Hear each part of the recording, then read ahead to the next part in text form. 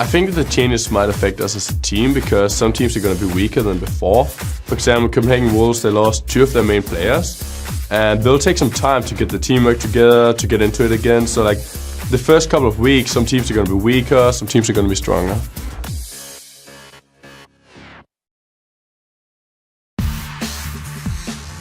From our I got it. But first, let's break down Millennium's very strong win in that last game.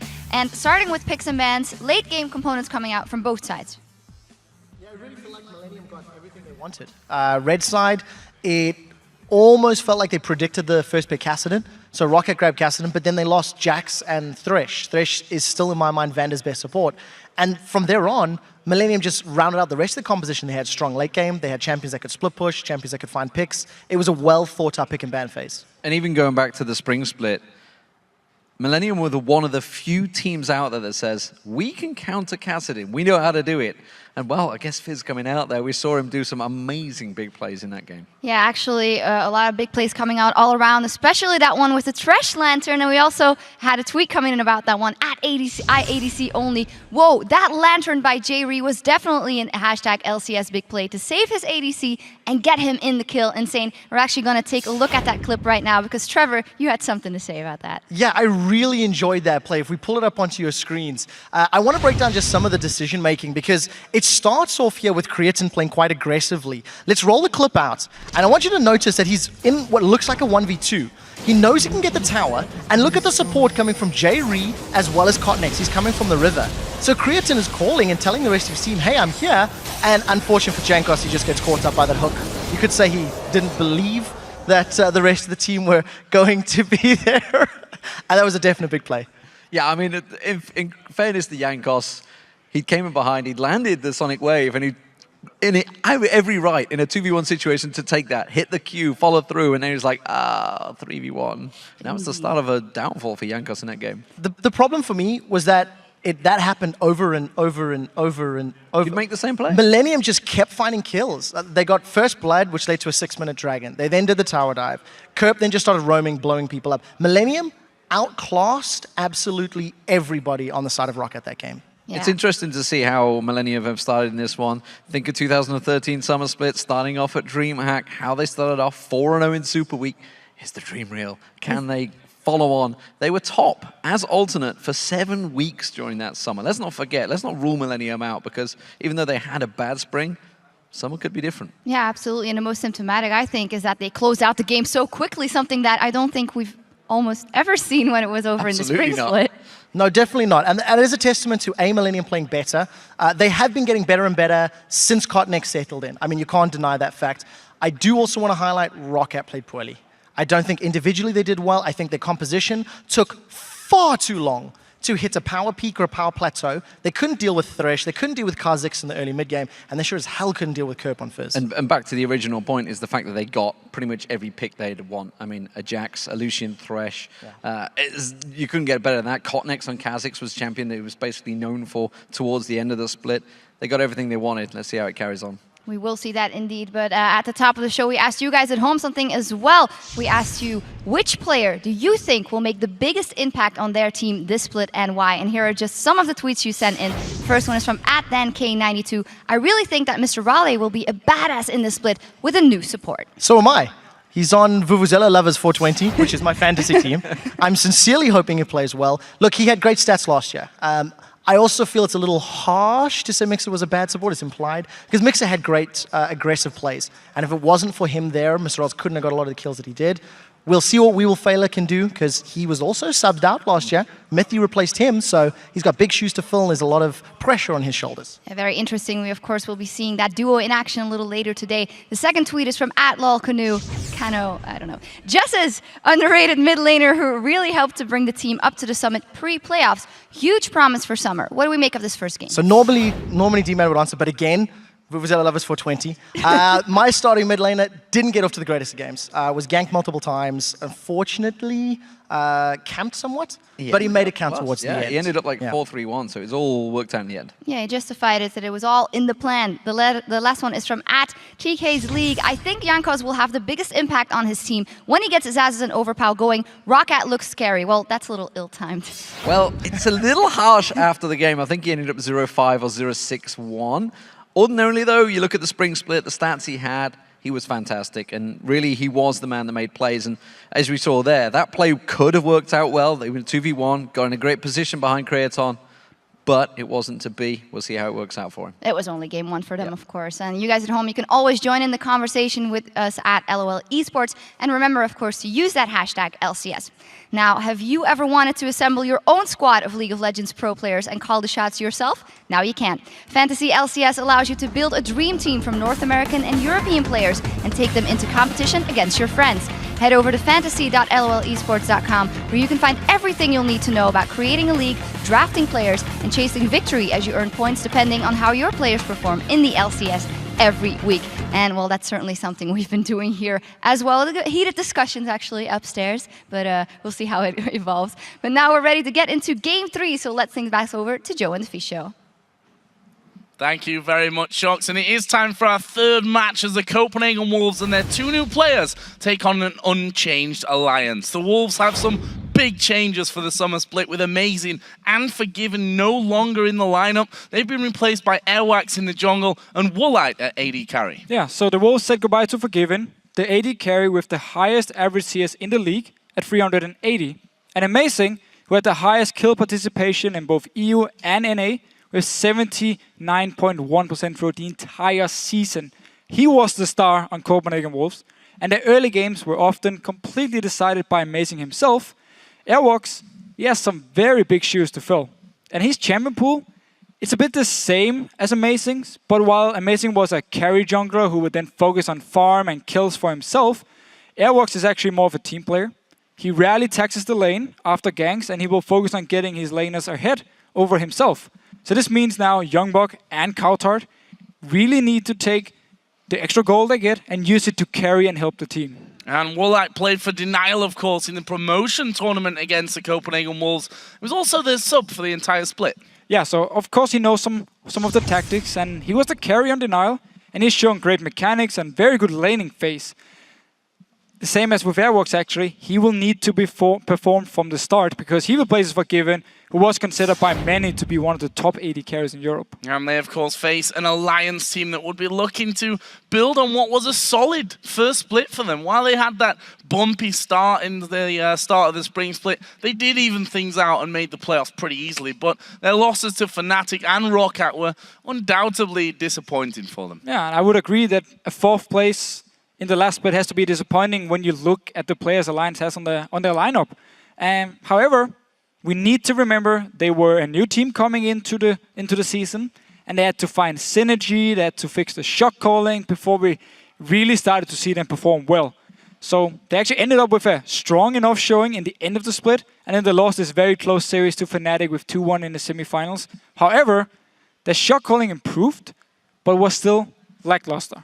I mean, it wasn't good enough, and the team, they really relied on strong individual play instead of winning on playing the map. So now they've picked up 2 new analysts, which should hopefully help them fix some of their shot calling and rotation issues. And we need to see how good they can be. And I think a lot of people are tipping Alliance to be one of the stronger teams coming into the summer split. We do too. Yeah, can't disagree with that one whatsoever. Let's check out the starting lineups for this one, though. On the blue side of this game will be the Copenhagen Wolves with Youngbuck in the top lane, new jungler Airwax, Coutard in the mid lane, Woolite the AD carry, and Unlimited the support. On the red side, we have Alliance. Wicked is in the top lane, Sugar's in the jungle, Froggen as the mid laner, Taps on AD carry, and of course Nif is his support. So as we move towards champion select then, let's talk a little bit about what these 2 teams are going to be favoring. Well, at least I know I dare to predict one ban from Copenhagen Wolves. In the last 10 games of the last split, they banned Nidalee. Every single game. Yeah. Froggen has played it. Last split, he's shown he's a very strong Nidalee player. I would expect it to be one of the bans. And then we need to see if they want to target someone like Shook, maybe to try and make it'll be a little bit easier. The jungle pressure goes down a little bit here, so Airworks can get a good start. I think Woolite is going to be fine in the bottom lane. I think he's a very strong AD carry, and I think him and Unlimited together, once they get some synergy, will be able to do as well as Forgiven and Unlimited as a lane, at least. Therefore, I don't think they need to necessarily focus too much on him here. I think it's more about the jungle, make sure he gets a good start, and let's see what the soul laners can do with some extra farm. And that was the strategy last season for every team, at least at the start, against Alliance. Aim things at Shook. We talked about him at the start as this wonder kid that everyone really was looking forward to seeing coming out into the game, into the tournament, and saying, okay, he's going to do well for them. Froggen had bigged him up so much, I think, that there was a lot of pressure on him, and it seemed like targeting Shook may have been the key to the victory there. And I'm pretty sure I just saw Nif with some papers.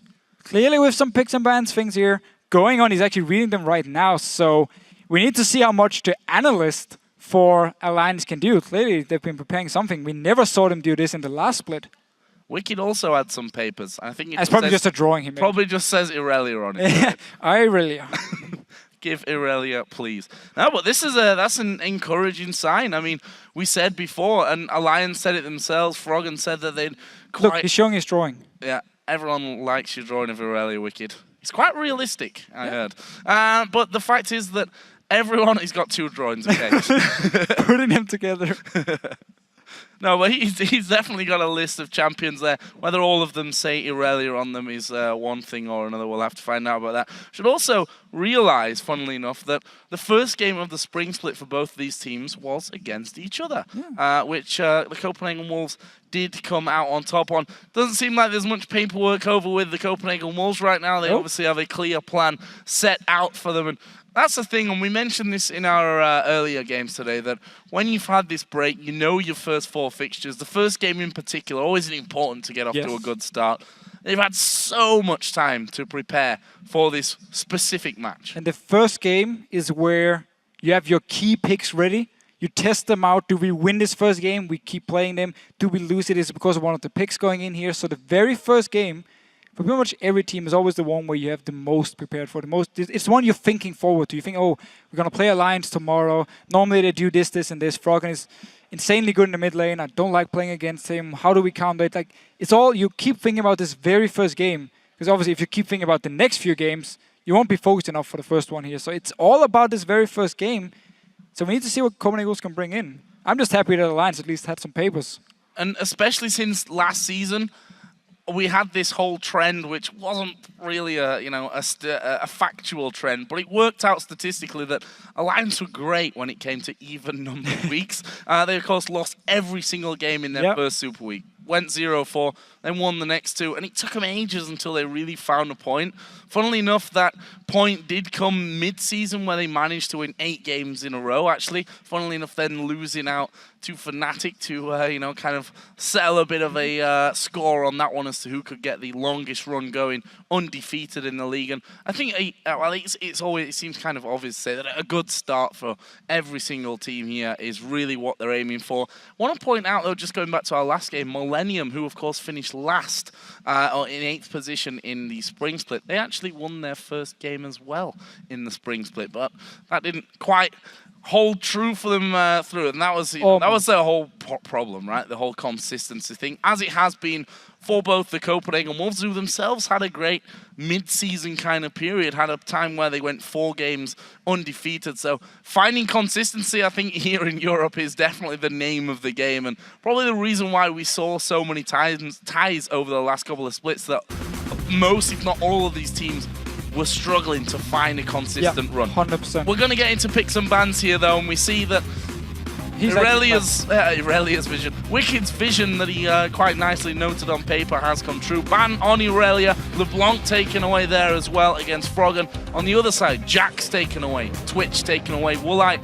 In the challenges here, he played a lot of Twitch. He also played against Copenhagen Wolves in the spring promotion. He was very strong. So it's been banned in every single game so far. People really know how strong Twitch is in the current meta. That's why they banned away. Cassidy as well being a ban. Instant first pick from Copenhagen Wolves though. Yeah, Yasuo in there, like Cassidy, as you said.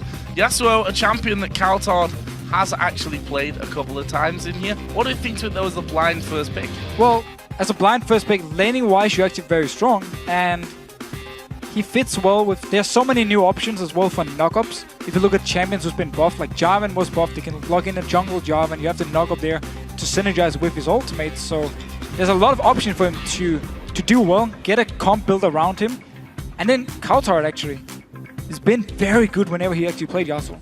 He's been very good. And also it's been banned a lot of times against Froggen. So not only do they first pick it, they also use it basically to say, we're not going to give it over or risk giving it over to Froggen. And funnily enough, when these two teams played in the playoffs, actually, Yasuo first game was the choice for Kautar there as well. Other side though, let's talk about Alliance here first as Yorick gets locked in. Lucian and Lee Sin, the first two picks. Let's just go straight to Yorick. Yeah. I think Yorick is the key here. It's going to be jungle Yorick. I'm 99% sure. Airworks, he's the wild card. You don't know exactly what he plays. He's new to the LCS, of course, to the real professional scene. Now, if he's pulling out, if it's actually going to be the jungle Yorick here, which I still hope it's going to be, and then you can see either Lulu support for Unlimited or Lulu mid for Kautar, and maybe Youngbuck will take the Yasuo up in the top lane. Well, if it is a jungle Yorick, there's only one real person in the past that's played much jungle Yorick, and that is our good friend Alan, or Lovelin, as of course he was previously known before that whilst he was playing in the jungle. We'll see where that one goes in the end, and go back to Alliance here, because it looks like they're going to get themselves a Lucian Thresh lane, along with that Lee Sin for the jungle, and it seems like Shyvana will be the choice here for Wicked in the top lane with his Aurelia banned away. So Alliance, very standard picks all around. Copenhagen Wolves are a lot more exciting to look at. Wow, that was extremely fast, let's just say that one. Kog'Maw and Zyra, the final two picks here. So I'm just going to throw it out there that Kautar, will he play Lulu mid or will he play Zyra mid? Because he's the guy that does like to play Zyra mid. We're going to see Kog'Maw in here as well for the first time in the European LCS. Yeah, and Kog'Maw has been a pick over in Korea, which is very strong. They pick it so often. It is a very strong pick, of course. Everyone knows it scales so well into the late game. The issue for him was always the lack of mobility when someone jumps onto you. However, against the likes of on the Alliance, yes, okay, the Lee Sin and Shyvana will jump towards you, but when you have Zyra's ultimate, when you have Lulu, when you have Yorick, everything around you to protect you, and even if you do die, there's the ultimate from Yorick, you're just gonna get back up. It is gonna be so hard for Alliance to actually kill Woolite in these team fights, so he's just gonna be major pain for them. And the entire thing for Copenhagen Wolves here, either they can disengage heavily with Zyra, with Lulu, protect the Kog'Maw, you can put down his slow by himself, or they can also turn it around and go very aggressive. There's a knock-up from Zyra, knock-up from Lulu, and then Yasuo can just jump in, pick a target, and do a lot of damage onto them. So Copenhagen Wolves, a lot of new picks, new players, a lot of new things here, no papers, they knew exactly what they wanted, instant locked them, and this Zyra pick as well, laning-wise with the Kog'Maw, it's actually a pretty strong lane. And I kind of looked past Yasuo when I was talking about Lulu or Zyra in the mid lane for Kautar. Of course, Yasuo was their first pick. That will looking like it goes into that mid lane with Lulu top, the Zyra support with Kog'Maw and a jungle Yorick. I'm pretty sure that on NIF and definitely on Wicked's paper, there was no jungle Yorick written down. Pretty sure. I mean, Copenhagen also just built around insanely strong team fights in this game here. Alliance, however, they can use the Shyvana to try and split push. They have the Ziggs to stay in the mid lane and just wave clear for days. So they can do this 1-4 split push where Ziggs, Lucian, they siege down the tower. You have Shyvana split pushing one-on-one here. It's going to be hard for Copenhagen Wolves to respond if they fall behind to the split push because Shyvana is very strong one-on-one. But if it comes down to team fights and if Copenhagen Wolves manage to kite them around here, the Kog'Maw pick is going to be key. Well, with the champions heading out of base, let's see who you guys pick to win this one. With 81% of the vote, it's all been about 80s today for some reason. Alliance leads the Copenhagen Wolves. Also, I'd like to remind you guys that you can get tickets to join us here in Cologne and watch the games live. All you have to do, head over to lolesports.com and click on tickets for all the details. And hopefully see you guys here soon in Cologne. So some very interesting plays I wrote on Twitter before this. I'm so excited to see the new look Copenhagen Wolves. And this is a new look Copenhagen Wolves if I've ever seen one. We just have to look at the fact the early game for them could be very tricky. I mean, with the Lee Sin coming in, paired up with Shyvana or with the Ziggs in the mid lane, 2-on-2 wise, they're going to be very strong in these fights. Bot lane wise, of course, Thresh Lucian is a very strong lane, very safe lane. So Alliance, they really have the option to pull ahead early game here if they play aggressive, get the lead, get some good farm onto Wicked so he can start split pushing. And then with Froggen and Taps being the two carries who can just farm from distance or siege down the tower very easily. So it can backfire horribly for Copenhagen Wolves with the comp they built here. It can also really surprise Alliance. So here we go then, into game.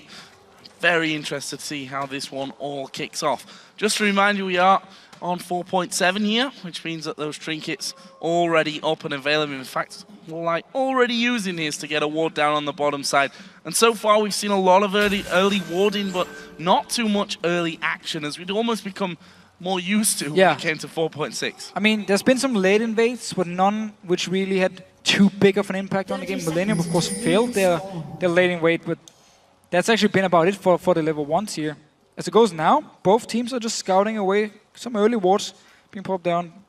Actually already used 3 wards from Copenhagen Wolves. None of them, though, were placed past the river. So they're just scouting to see if Alliance want to invade on them. Jungle Yorick. Still, I have to really admit that I wasn't expecting that one to be popping up for us here today. Wax, this would be a real baptism of fire for him if he came into the LCS, picked himself a Jungle Yorick, and managed to lead the Copenhagen Wolves to victory. It's how you make a name for yourself, instantly. Yeah, one way or the other. Yes, it can go both ways. We'll see. We've still got a lot of time to go in this game. The Wolves, of course, a team which we said over and over again last year, even when they have the lead, they play so carefully. These games that they play regularly, 45, 50-minute long games.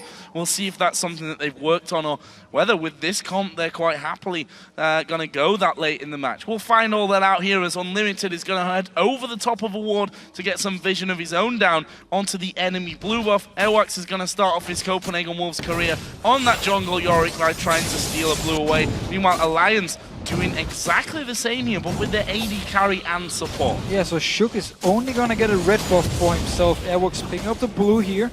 Alliance, they went for the lane swap. They decided to go for it. They didn't have any vision of Copenhagen Wolves, so it's pretty much a guess for them actually early on. Is it gonna be a lane swap or not? They're up in the top lane. Wanted to make sure Lulu couldn't use a lane dominance early on to try and pressure Wicked.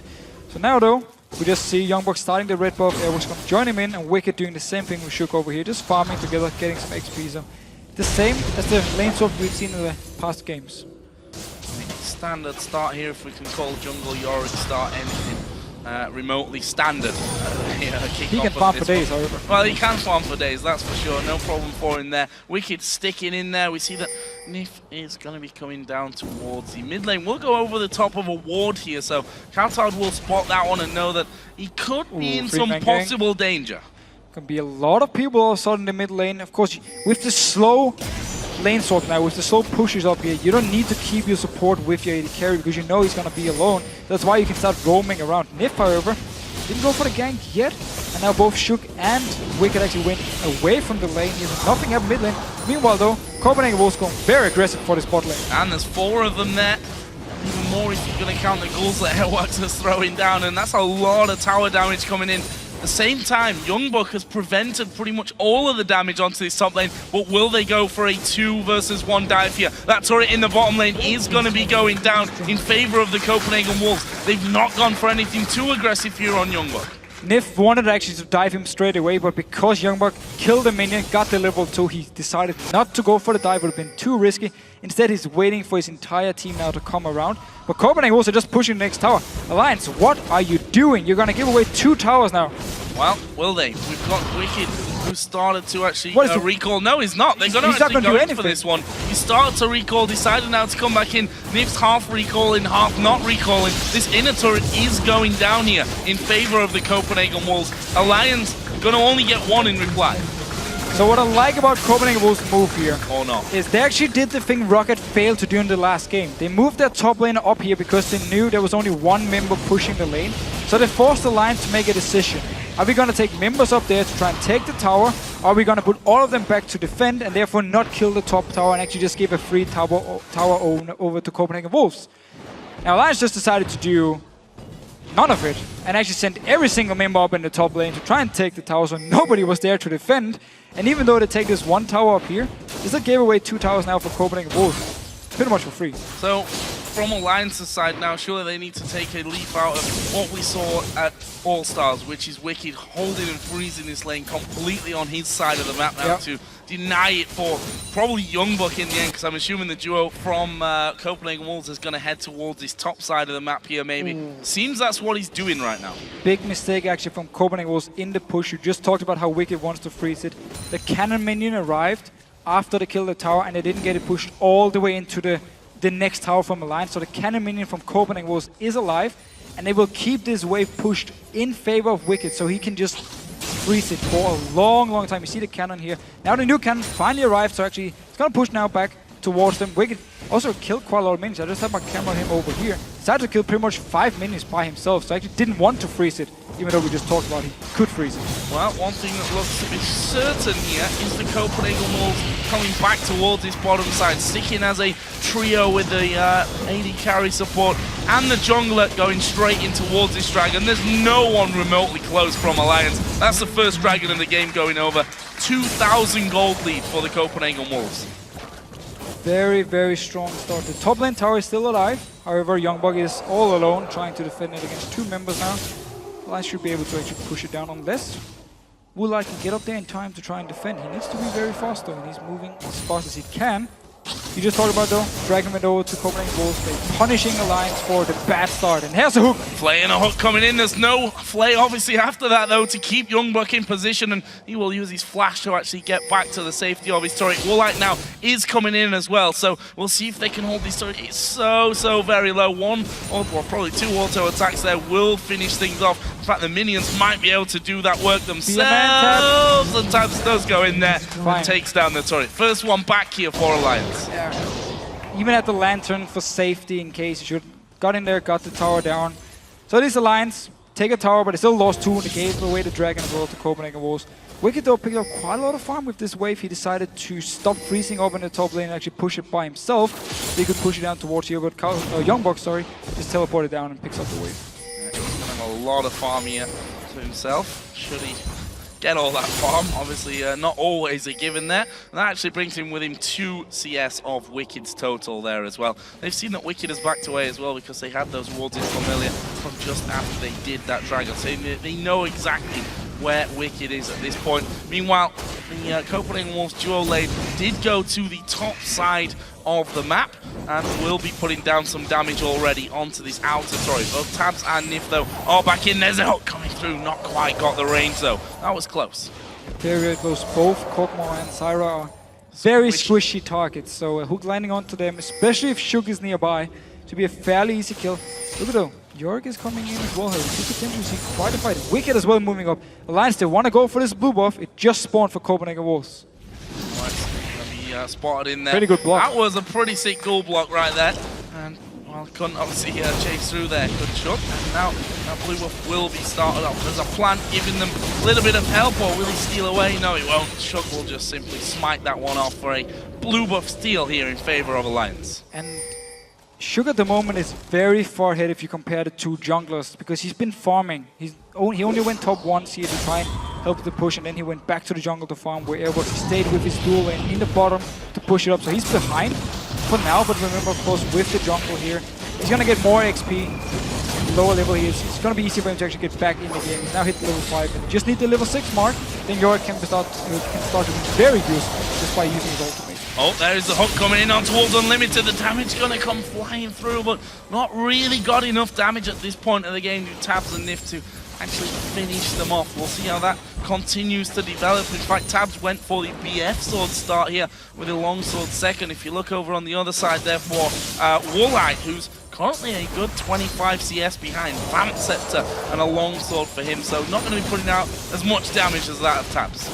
It's also suffering slight from the fact they had to be in the bottom lane as multiple members to push up, so they didn't get all this farm where Tabs was, of course, just staying in the top lane by himself a lot of the time. Nif though, moving towards this mid lane. Yeah, he got his level 6 now, so actually got it very fast after we talked about it. You can see though that Lions throwing everything they've got here at this middle turret, but in the end, Minion's going to be destroyed. And the can't keep up with that push. Should give the Copenhagen Wolves time to actually bring their men back in and have that defense going for them. I just want to look at Coutard against Froggen here. 79 to 86 CS. Not at all bad for Coutard, considering the amount of harass and the potency of that harass that the Ziggs can throw down onto him. Also has his static shiv now finished as well. We need to see if he decides to go for Bladed Rune King as the second item or directly into the Infinity Edge. Over in OGN, most of the Yasuo players will Bladed Rune King. So make sure you use more survivability, you get stronger in the one-on-one scenario if you decide to split push here. We need to see what Carter decides to do, or if you can just go straight Infinity Edge or go full on for the 100% crit and just try and burst down a target. Very interesting start to this one. The gold has come back to what, 1400 is the difference here at this point in time. Still in favour of the Copenhagen Wolves with those Dragon pickup. And of course the 2-to-1 advantage when it comes to towers. No kills as of yet. As you mentioned though, Airwax now up to level 7. That's a funny thing about this Copenhagen Wolves team. Even after death, they've still got quite a bit of potency in there with Cogmore in there with Zyra. Because they'll put down a lot of damage even after you're dead. Pretty much the entire lineup of Copenhagen Wolves wanted to get this level 6 point because their ultimates are huge in the team fight. Zyra as well. Unlimited is the only member who didn't get his ultimate yet in the game. And we actually saw him trying to leash some XP from the Wolf camp when Kauta did them just to try and get this level 6 point as fast as possible. He needs it before this Dragon if Copenhagen Wolves want to try and team fight for it. Knock-up party for Coutard is going to be what they're looking for there. At the moment, Youngbuck is the man that's actually trying to get the vision control for the Wolves on that bottom side of the map. But 30 seconds to go, Youngbuck spotting the pink ward here. Is he going to be able to get it in time? Well, of course he will, because he can still see it, but loses his ward as well on top of it. A good little scan as well coming out there from Nif. Just to make sure, actually, from Froggen, just to make sure that they could get that one away. But the Wolves are in position already here. Cogmore, the only one that's not really there. He's still in that middle lane. Let's not forget also that Wicked has teleport, is still on the bottom side, but Tabs is the one that's not there. He's in the top lane, so Copenhagen Wolves can just start this Dragon up easily for them. Multiple members are there. Alliance, they're actually moving in towards it. Will they try and stop it? They're only 4 members. No, not fast enough there. And I don't think they even had the timing on it, by the way, from that last pickup, because it was done with 3 men and a little bit sneakily from the Wolves. That gives them 2 out of 2. Very true. The timer, of course, could have been an issue, but I don't see a reason to keep your AD carry in the top lane when you know there's a chance of the Dragon spawning within just a minute. I mean, you have teleport on your top lane, and he should be the one up there, so he can always join in. That should have been the bot lane, because he didn't actually get anything up top. He farmed a little bit, pushed the wave down. Woolite now walked all the way up and just picks up all the farm. Well, did get himself some farming. That one still remains ahead of Woolite at this point, and still we are yet to see a kill coming down in this matchup as Youngbuck trying to put down some damage. Actually, Wicked gonna throw his ulti in here. Didn't really do all that much apart from clear out the wave. But we did see the damage from Youngbuck onto Wicked. He barely touched him. I mean, he did EQ, a few auto attacks. Wicked can easily tank it up, and he's not even very tanky yet, only got the giant spell so far. It's going to be so hard for Youngbuck to deal with Wicked later on. The more tanky Wicked becomes, he's going to be able to out-sustain him, he's going to be able to just push the wave every single time. Both of them got teleport, of course, so they can join in for fights, but Wicked will have the pressure at least in the split push. So, blue buff spawning on the Wolf side of the map again, and it's going to be another steal for them. Froggen this time will be the one picking that one up. The Wolves have 3 men in that mid lane. Airwax continuing to clear things out. Will they be able to hold on to the enemy blue buff once again, or will Alliance actually make a challenge on it this time? Up until now, they're keeping the pressure up on that middle lane, which is not really taking all that much damage. Kind of hard to as well when you've got the Yasuo, so you obviously get right up there, close and personal. But this is the blue buff I was talking about. They've got vision of it this time around. There are 4 men there from the Copenhagen Wolves. You see how much they're really relying on this one. Froggen tries to get in there for the steal, but a little bit slow on that front, and actually was blocked by the wind wall either way in the end. It's Airwax that gets that. So Alliance is doing a good job taking the blue buff away from Copenhagen Wolves, but every single time Copenhagen Wolves just walk straight to their blue buff, and they end up trading them 1 for 1. None of the teams were in a position to stop the other one, so no advantage gained. So far they just been farming away, and first blood of course didn't even happen yet. We still need to see how it's going to happen now with the very first team fight, or if Alliance even want to go for a team fighter now, or they just want to continue farming and then group up at some point with 4 members and leave Wicked to split push and then force Copenhagen Wolves into decision where do they go 5 members mid and just start a team fight, or do they try and kill Wicked in the bottom? Oh, with that last dragon that went over to the Copenhagen Wolves, we saw the return of a 2,000 gold lead in favour of the Copenhagen Wolves. So they're staying pretty constant on that front, keeping up with the farm in that mid lane. The AD carries, that's starting to kind of grow a little bit, but you see there, because of the global gold, Airwalks remains very slightly ahead on that front. Very, very slightly. Taps picked up so much farm because he was just staying in the top lane. He's actually keeping up fairly well. Late game wise though, we all know Kog'Maw is going to outscale Lucian. Lucian is very strong and very good in the late game. Very mobile and everything, brings a lot to the table, but Kog'Maw in the late game, when you have Yorick, when you have Syra, when you have Lulu to protect you, can just do so much. Wicked, he's also going to be forced to just go pretty much straight tank, otherwise he's going to die very fast. Well, that's exactly where he's gone so far. Sunfire Cape first item, Negatron Cloak picked up second path for him. See where that all works out for him. For the mid laners, BF Sword was picked up there by Kaltard, so that kind of tells us where he's probably going to be going next in terms of his build. The question earlier on, Blade of the Rune King, like we've been seeing a lot over in Korea, or will he go straight in there for the guaranteed crit and go for the Infinity Edge? So he's just going for the straight up damage. Again, he feels he's able to survive the fight because of this T-Prom, because of the Lulu ultimate as well to help him out, so he can go for this straight damage. But when he's split pushing now, it's going to be so hard for him to kill Wicked as well. Pretty much the same story as Youngbuck, where Blade of the Rune King would mean he could actually go toe-to-toe with him, try and out-sustain him, chase him up, force his ultimate away. It's gonna be hard without it. We're gonna see what he can do. Wicked for now, he's just staying back. He doesn't actually want to go do all this. Very strong down. Yeah, done a good job here, Cartel. We said that earlier on, that what we've seen of him so far. Actually, that's a lot of damage coming out from Wicked and Kaltard, I think, realizing I can't actually fight him right now. I'm going to have a bit of a poke, see what I can do. Woolite got out of position, play into the box as well. And a hook landed. Woolite's going to go down, and that will be first blood coming in. They do manage to get the ghost there on towards Woolite, but what's he really going to do? I'm not sure that he's got the damage to follow through with a kill onto anyone. He's, of course, just going to go underneath the turret there. Just get his surprise at the end, but that won't be able to do any damage whatsoever. Good first blood there from Alliance, and Nif. Brilliant play from him, landing everything that he needs to land. We've seen this come before. By Alliance, where Shook kicks back a target into Nif, plays him, box, hook, everything, picks up the first blood. Very nice play by both Shook and Nif together to get the first blood, and also the tower in the mid lane. From Alliance, and that right there will bring this goal back to just 1,000 difference. Question is, can they actually challenge this time around for the Dragon? Both of them so far have gone over to the Copenhagen Wolves as Kaltard recalling there.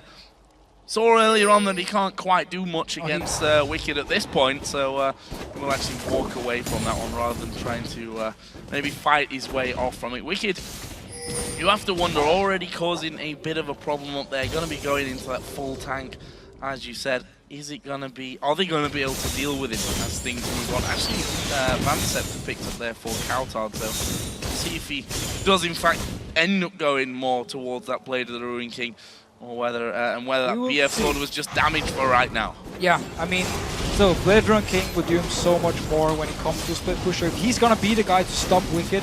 Blade of the Rune King, of course, has to be one of his items.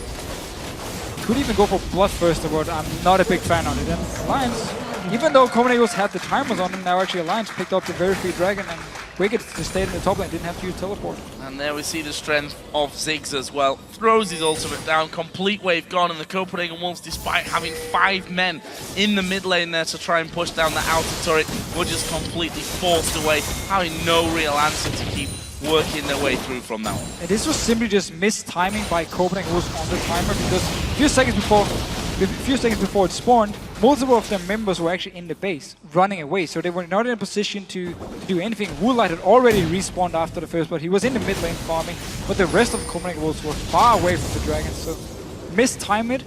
Therefore Alliance can pick it up, and now doing a lot of damage on this bot tower as well. Tap's really just been the guy moving around, killing towers. Doing really well for himself, and he might be able to get Youngbuck down. He does have wild growth, so maybe getting ahead of myself on that one. Flash was also available for him. And I believe that the first blue buff of the game for the Copenhagen Wolves on their side of the map may have actually gone finally their way, and the same may happen here for Alliance on their side. So everything is kind of swapped around. Now they get their own blue buffs. Alliance picked up the dragon this time, even though Copenhagen Wolves have been getting the last few dragons. And also Alliance are the team now getting all the towers without any response from Copenhagen Wolves, where at the level 1 scenario, or the early game one, it was actually Copenhagen Wolves taking the 2 towers. So everything's kind of been swapped around. Copenhagen Wolves are just farming away. They want to go to this point where Cockmore becomes so strong. They want to just try and get to the late game where Alliance now making moves on the map, getting some gold, actually also getting a gold lead. Actually, Wicked has carved himself somewhat of a lead here when we look down the CS totals, and seems to want to continue that trend here on the top lane. Doesn't have much vision down though, so kind of in no man's land at this point in terms of where the rest of the team may be, and as such he's actually going to recall. I actually believe he's on a decent amount of gold to spend as well, so probably the right time. Feeling not quite so safe up there in the top lane for him to recall back out, get himself a giant spell and a watermail. So he did in fact have quite a lot of money. He just bought a mana potion as well, then he sold it and bought wards. Shows how often he buys wards when you actually misclicks on the mana potion here, but he's talking about the wards. If you look at the inventory now from Alliance, a lot of wards picked up. Pink wards as well. They want to take control now of the map. Kauton spotting out a pink ward here. Won't be able to get it because multiple members trying to stop it. 3 men from Alliance coming down there to keep that pink ward alive, and funnily enough get a pink ward kill of their own there that was placed down by the Copenhagen Wolves. But this is the move, as you said, lots of wards in the inventory, want to get through into the enemy jungle and make sure they have full vision control of that one. Full vision. There's a lot of sweeping lenses on Copenhagen Wolves, so they can try and clear some of it. But this red buff here, Alliance with 3 members, Kauton is standing right behind him, but he's too far away to actually do anything, and Youngbok took the top tower instead. So they traded the buff for the top tower, for now at least. For now, and Alliance actually moved. Well, they've got their entire team down on this bottom side of the map now. Wicked is recalling. They're going to try and lock in their counter. It's a good win wall. Stops the Q coming through, and probably an imminent kick straight back into the rest of the team there. However, will they be able to hold on to this inner turret in the bottom lane? There are the Stranglethorns. Nope, no knock-up this time around. Just also to clear the minion wave and push Alliance away from the tower now. The 4 members are here to defend. Both top laners can teleport down and join the fight. But Alliance are just doing what they can do with this combo here. They can siege a tower so easy. They can clear, they can poke, and just stay around here and then force Copenhagen Wolves to either try and defend or just straight up engage onto them. Well, I'm trying his best here with his ultimate to keep them away from things, but Froggen, well, we've seen time and time again how hard it is to hold on to those turrets when Ziggs are just spamming away, getting all the damage down onto you. Again, they scan up in that brush there by the golems. And probably with the next wave just about to get into position, going to start that all over again. Still 2 pink wards on the side of Alliance. They could have placed them down in the jungle of Copenhagen Wolves to really try and get full vision control here and just continue to push down on this tower. Very nice here. Hook coming in. Oh, it's onto Kauton as well. They knock him back. Ultimate comes through. Kauton actually will survive this one just about. There's a lot of damage being thrown their way from that, and Alliance forcing Kauton off. Will that be enough to get them the turret though? The minion wave is so far away right now. Only just passing that middle point as Airwax almost gets hooked by Nif. The minion wave finally does get into position. They need Wicked, because if they don't have him there, they have to wait for this minion wave. He can definitely tank things up by now. We see him actually coming down the backside. A lot of damage coming in, but there is a dive on towards Unlimited. He's gone low. Airwax, is he going to go down? No, not quite. Managing to stay alive, and they're turning it around. They're going to go for shock. Wild growth used. Kauton gets himself one. Wicked is still very low. Wow. And there is the ultimate. That's going to cause problems as Wicked falls to Woolite. And actually, he manages to survive there in the end of Kauton, and Woolite continues to pick up the kills. They're going to slow down Nif to a crawl, and they should be able to make this 4 in a row. Kauton gets that one as well. Not even scared about his low HP. Way too aggressive by Alliance, diving past the tower here. They could have just stayed, poked away, hit the tower a few times, over and over again. Instead, they went for the fight under the tower and everything. Look here again also. Youngbok actually missed his wild growth. They wanted to knock up, but then Kauton gets a beautiful 3-man knockup with his ultimate as well. Back here, Woolite completely untouched, just dealing damage over and over, getting now a kill on them. Yorick ultimate was gone. It was actually used on the hook before this fight even started, so they didn't even have the Yorick ultimate in this. And yet they just destroy Alliance because of, I don't know, Alliance. I mean, you dive under the tower against a comp like this, against a Cockmore, you're never even gonna get close to killing him, and we saw Woolite in the end stay back. And also we talked about Yasuo and Kauton. he's very good on this champion. 2-0-2. Now Alliance are looking for an instant dragon and will get it down to half HP, but Airwax coming in. Will he be able to smite this one away? He has smite available, but it's Alliance that picked that one up. They hook up Wicked there at the backside, but he takes the lantern away. That will be a nice return favor there from Alliance, picking up the dragon after all that chaos. If you look at the goal, it's actually real close, but the Wolves are now onto that turret.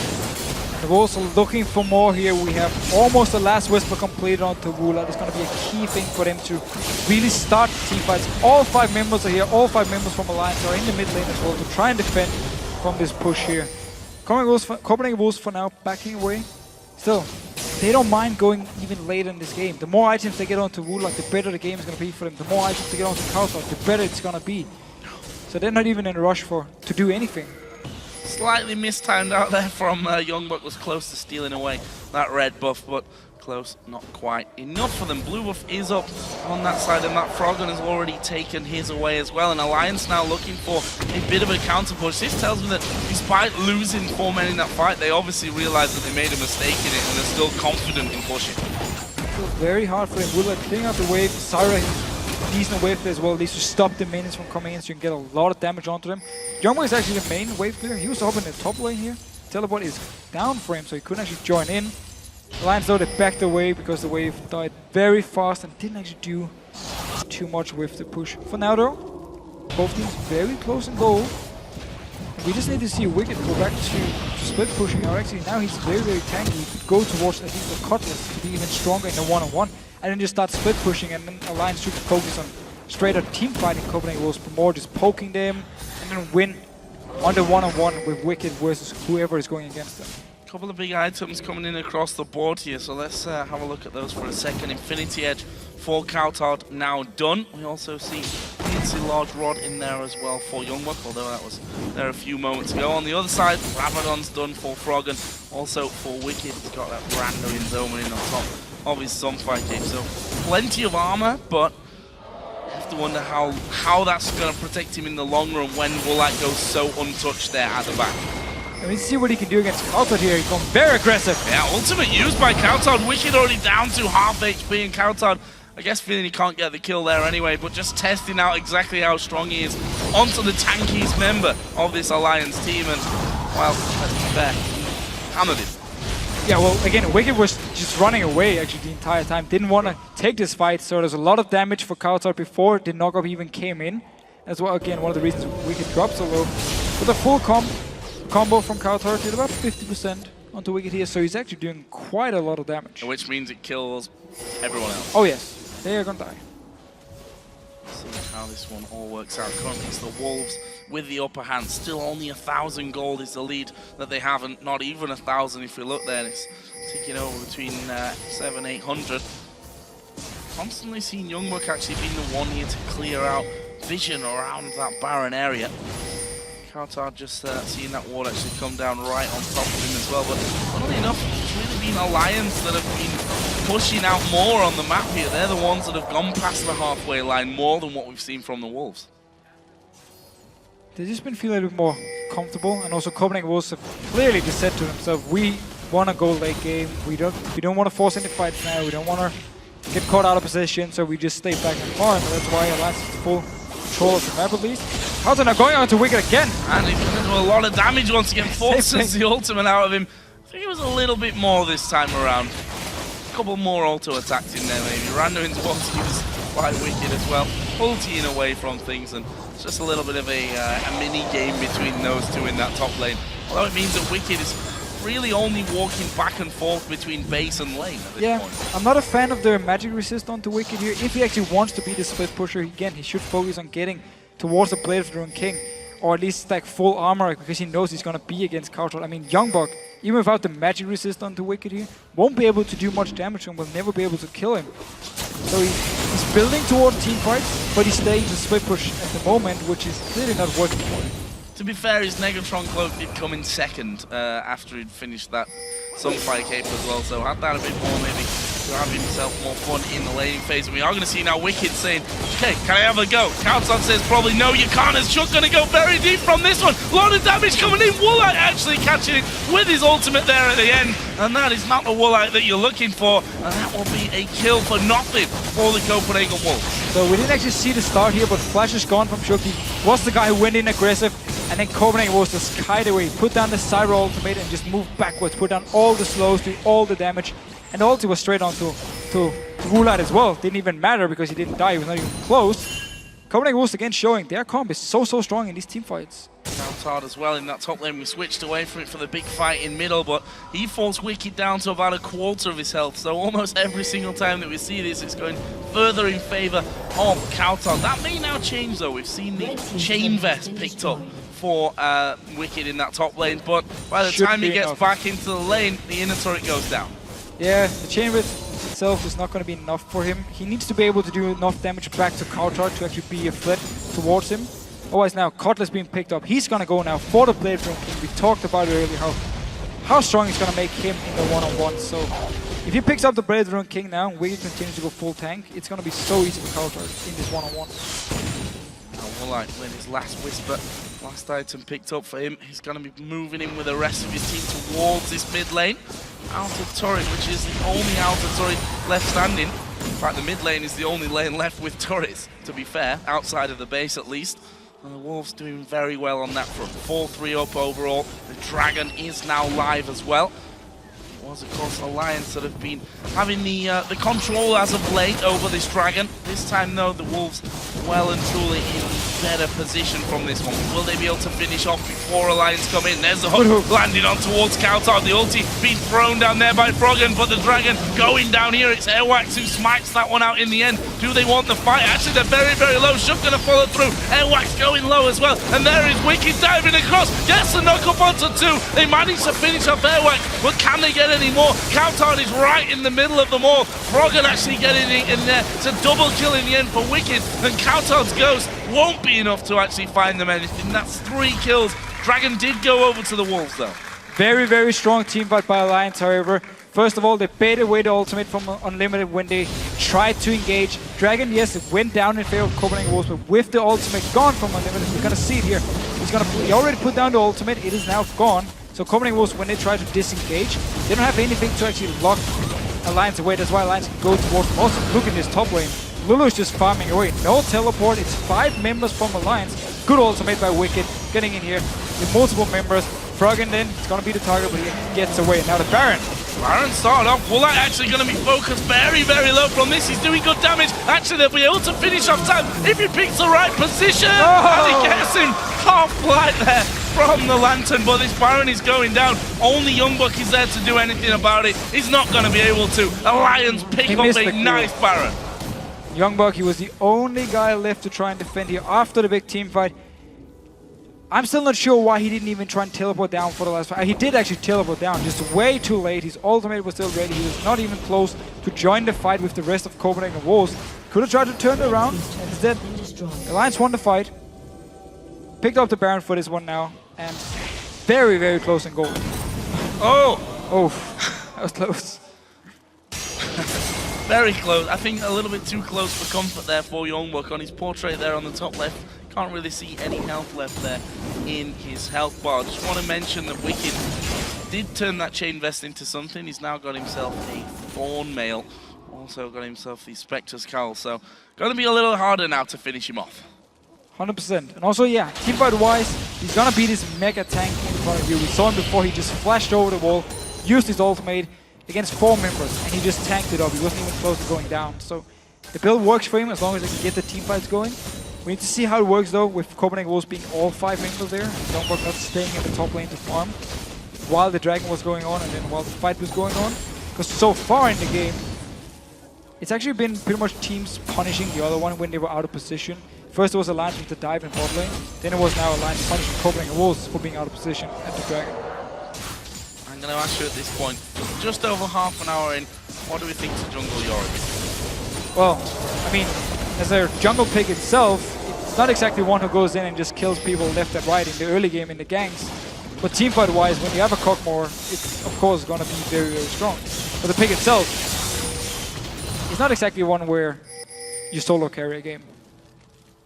Well, certainly proving that way so far. Unless, of course, you are Alan and you play for OMG against Lemon Dogs in Worlds last year.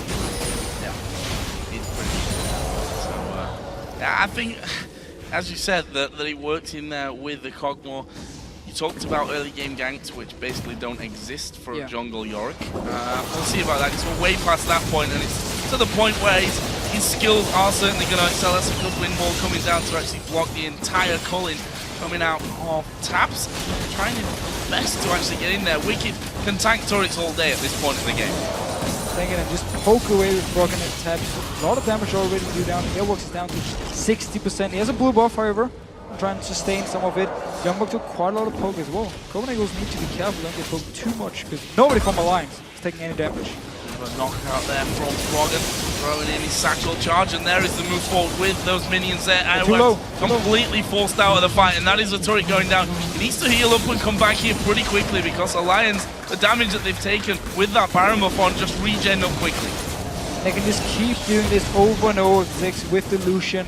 Keep poking away, Wicked tanking the tower, get a few 50% on this tower instantly, just by Wicked tanking it and Taps hitting it. So where are Alliance going next? Top wave and bottom are actually pushed up very heavily in favor of the Copenhagen Wolves, way past that halfway point, and see their Alliance actually pinging back onto both of them, realizing that they're probably going to need to move away. But this move from the Copenhagen Wolves also smart, knowing top and bottom lane is where they're going to concentrate on clearing. That leaves this middle inner turret, maybe, possibly, open for the taking. They know at least that Tabs is not there. And they also know, as you just said, the top lane is going to push all the way in here. Decides, though, to back away. Just wanted to see if Alliance had moved out to all the side lanes. Some of them were back. They might have been able to take a free tower.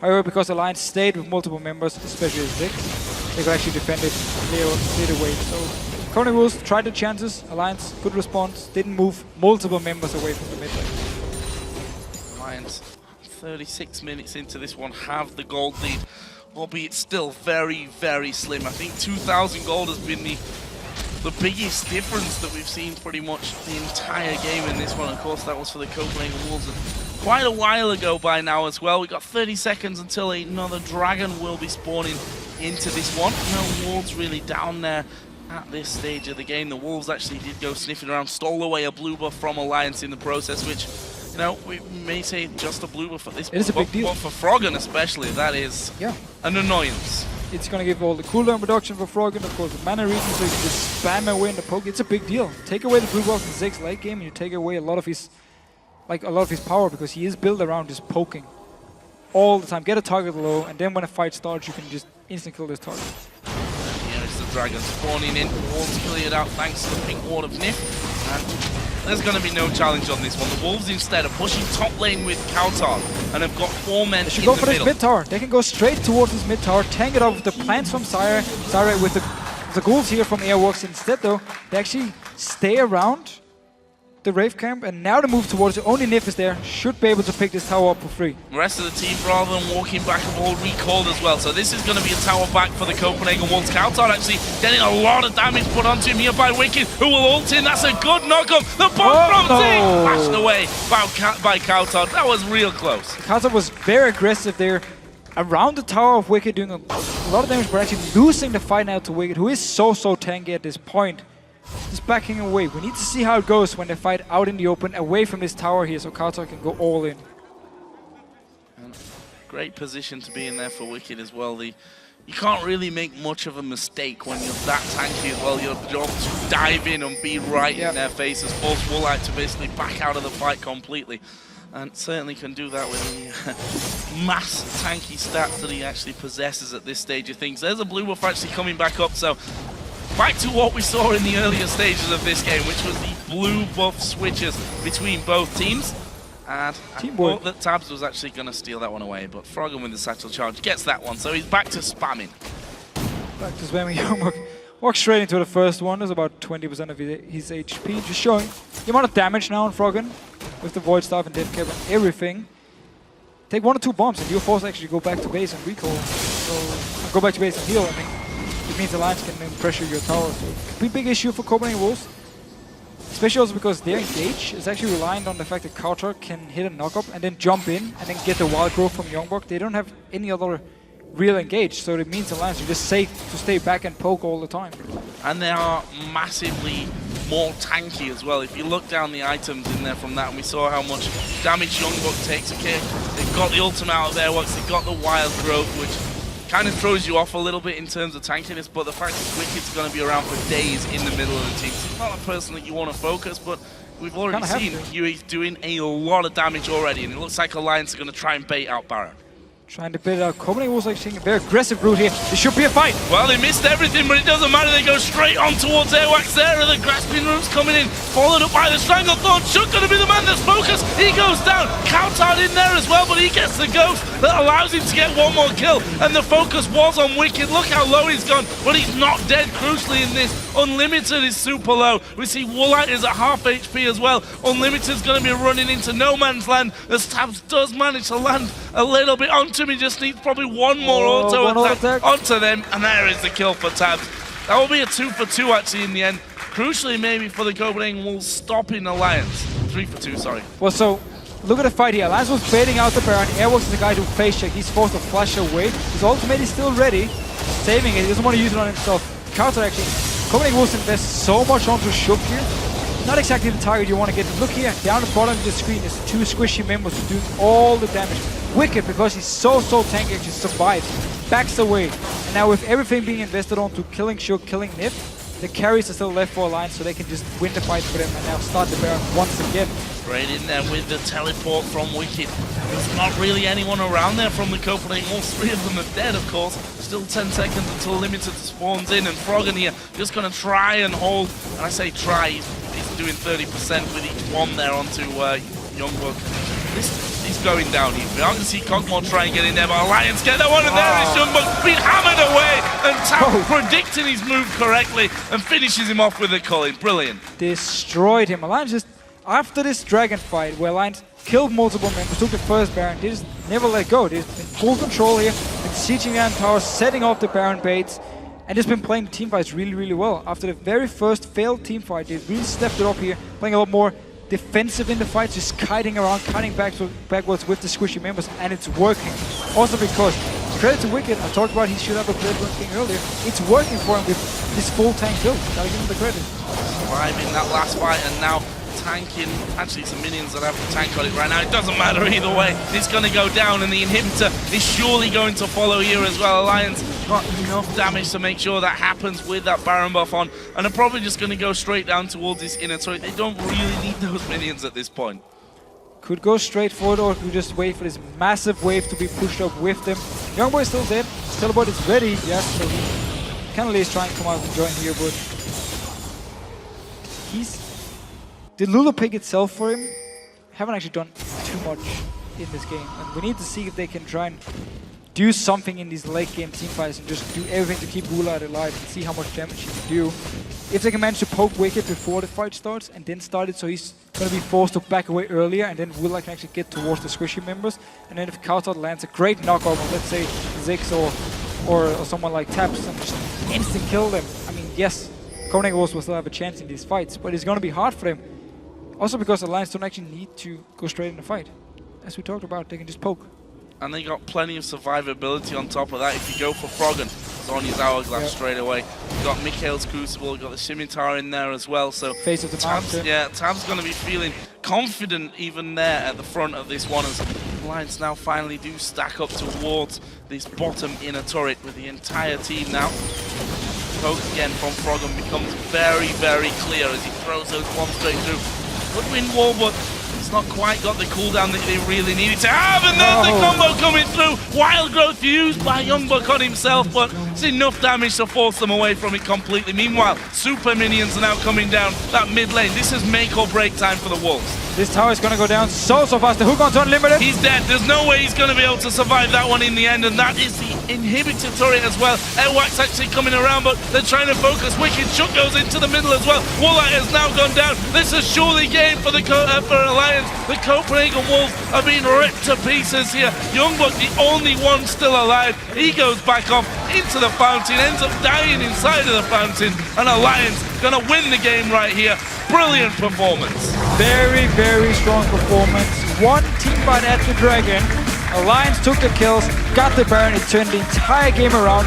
Because Copenhagen Wolves, they were winning the split push. They were winning the team fights. Until that crucial point, they lost the fight.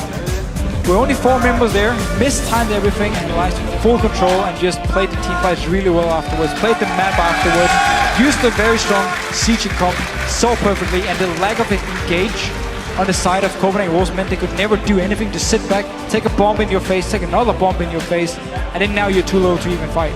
And I think Alliance have grown past that point as well, where you could afford in the spring split to make a slight mistake here or there. And especially if you're the Copenhagen Wolves right now. I mean, you've got 2 new players on your team. Of course, it's going to be hard for them to instantly be at the same level when it comes to coordination and teamwork and calling in terms of the fights as well. Either way, it's a great performance out of the gate from Alliance. A bit of a ropey start for them. What?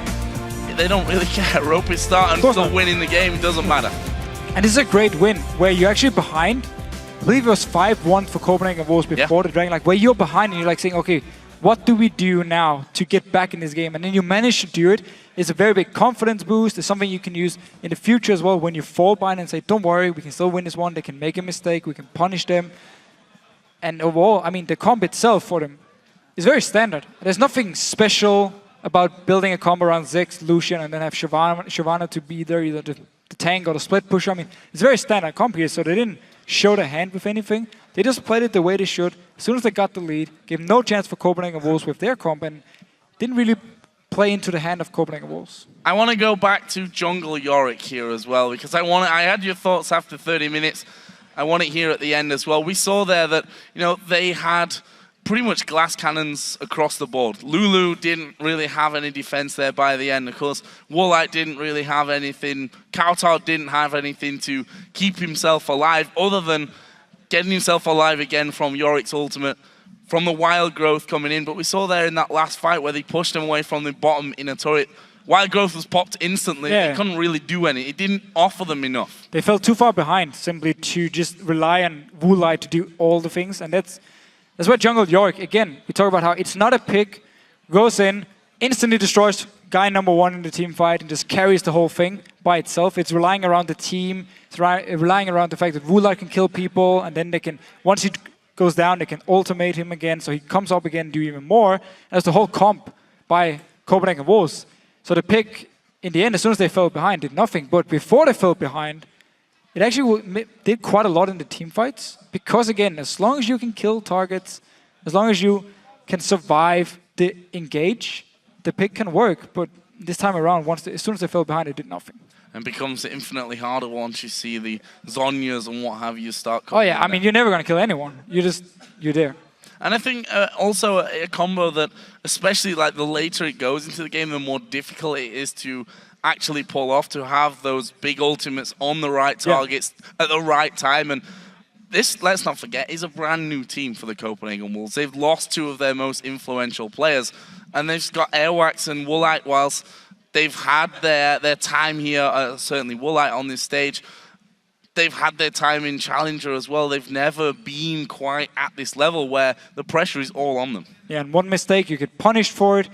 And also, you just talked about how the ultimates were so important for Copenhagen Wolves. Every single one of their members, except for the Cockmore, the ultimate was key. Like, if you missed this one, it was on cooldown before the fight started, all of a sudden you were in a big disadvantage. If you didn't have the ultimate from Syra to disengage, you didn't have the Wild Growth, you didn't have the Yorick ult, something, your whole comp wouldn't actually work together. So what Alliance could do was start a fight, bait one out, wait, and then go back in. And then there was nothing Copenhagen Wolves could respond with. So they were just so aligned on the perfect team fight, which again meant as soon as they fell behind or went even in gold, Alliance with their more standard comps was stronger. Well, great start to the Season 4 Alliance, and we have Shox and Quickshot standing by with Froggen from Alliance, so let's send it over to them. Thank you very much, Joe. Indeed, joined by Frog, and of course also the captain from Team Ice, straight from All-Star, coming here and getting a victory for Alliance. That's already better than the beginning of last split. Very good for you guys. Tell us about picks and bans, because the Copenhagen Wolves, they had a plan. Yeah, I think it was very key for us to wait with the mid pick to the very last pick when we saw what comp they had. because if we had went with more an assassin pick or something, we would have get screwed over because of the Kog'Maw pick, which is really strong together with the Yorick. So we wanted something that could just blow them up in team fights and match them equally, because Yasuo is a really strong split pusher and stronger than Shyvana when he gets more items. So it's very key for us to actually be able to win the team fights and be able to siege, and that's why we last picked the 6. So it definitely worked out in the end, but it took an incredibly long time to get there. Talk me through the first 20 minutes of the game. It felt like the Wolves were just one step ahead of Alliance. They had a fairly sizable gold lead, and they seemed to push you around the map. What was going on? Yeah, I think our biggest mistake there was we let them push in order for us just to farm up, and then we want to dive the Lulu once he gets back. And that way we can deny a lot of experience compared to them just getting a lot of global gold, which we think is worth more, because 6 can just wave clear in the mid. You don't necessarily need to just push down the turrets and then group, because you can't wave clear alone, but 6 can do that. So if we managed to dive the Lulu top, I think we would have gotten out ahead, but we didn't manage to do that, and they got really far ahead because of that, and they got all the vision control in the game, and that's why it dragged out. Well, you guys did transition very well into the mid game, taking control of those dragons and towers, but then at the very first big team fight of the game, you actually didn't do that well when you tried and dive the tower. We actually have a replay to illustrate that, if we can pull that up on our screen, because a little bit of a misjudgment there if you could dive the tower or not. Yes, I want to pick your brain about what was going on, because it was very clear that you wanted to dive the Copenhagen Wolves. So let's roll this clip out and explain what was happening, the team decisions, etc. Yeah, so before even this happens, we wanted Wicked to move down so we could dive, because we know Yorick is getting low and we know everybody wasn't there from Copenhagen Wolves. So we would manage to dive them there before the Yasuo got back, but it fails, and our Moon, because we don't pick up a kill, so I don't get my mana back from Athene's Unholy Grail, and that allows them to hunt us down all the way and eventually win the team fight, which was really poorly played from us. But if we managed to get one kill, so I could get either kill or assist, so I could get some mana back, it would have turned out differently. It felt like you kind of went in somewhat disjointed. Wicked went in quite early, Shook was by himself a little bit. Was that just a little bit of confusion in the calling, or was that somebody pulling the trigger too early? I'm not exactly sure what happens behind the tower, because I'm more focused on the backline. So what they're doing is like they're trying to keep their backline busy, or trying to get the kills that's pulling, like they're trying to hold their the enemy backline busy so we can do our work and kill them faster. And I'm just there to protect taps and do a lot of damage to Yasuo and the other melee champions, which 6 is really good at. So I'm not exactly sure what went on there. Can you maybe shine a light on the revamped Copenhagen Wolves? You, of course, played against them in their own lineup 4 times in the last split. And then here, with the new AD carry, Willett, and the new jungler, Airwax, did you feel a great difference in the way they played the map as to their I think they split? played the map the exact same way in the old Copenhagen Wolves. I don't think Amazing and Forgiven had that much map, like rotations and stuff. I don't think they were like the decisive ones there. I think like the Yorick pick coming in for Airwax, he obviously has been playing it a lot, and that's a new pick they got instead for Amazing, and they tried to make it work out with the Kog'Maw pick as well. I think Woolite likes hyper carries like Twitch and Kog'Maw, so I think they made it work really well together and tried to plan a tactic around it. Well, it definitely appeared to work for a while. Wasn't enough to pick up a victory for yourself and Alliance, against rather you guys. First victory of the split. Eyes are definitely on World Championships. Towards the end of the split and playoffs, Alliance was looking great, fell off a little bit in the playoff bracket. How are you guys going to be treating the rest of the games, as we know you personally definitely want to make it to Worlds? I think all of us really wants to make it to Worlds. It's a really huge deal for us, and we're all doing our best to actually get there. And obviously everybody practice more than in spring season, because it's closer to Worlds, so you don't get burned out from like practicing really hard now rather than practicing 4 months really hard. So we're going to take it very seriously. Can you shine a light on the competition here with the changes coming in? Is there one team that you are more Afraid of? Afraid of? That was what I was looking for. Than the I other think teams coming in. Last season, SK did surprisingly well, better than anyone else expected, just because of their rotations and the map decisions. They're really decisive and they play the map out well. They don't rely that much on individual skill, which is uncommon for an EU team. So I think they might actually be the hardest team to beat. Wow, well, very interesting. Congratulations on that first victory of the season for you, Frog. And we need to head back to base, but we'll be returning with Millennium battling the super hot crew. Stay with us as the action continues. Okay, they like our picks. That's the first plan. We get all the crowd. We pick something That's fun. the way to win. Have a bit of a poke, see what I can do. Woolite got out of position, play into the box as well. And a hot bandit. Woolite's going to go down. Managing to stay alive and then turning it around. They're going to go for shock. Wild growth used. Cartar gets himself one. Wicked is still very low. And there is the ultimate. Woolite has now gone down. This is surely game for the for Alliance. The Copenhagen Wolves are being ripped to pieces here.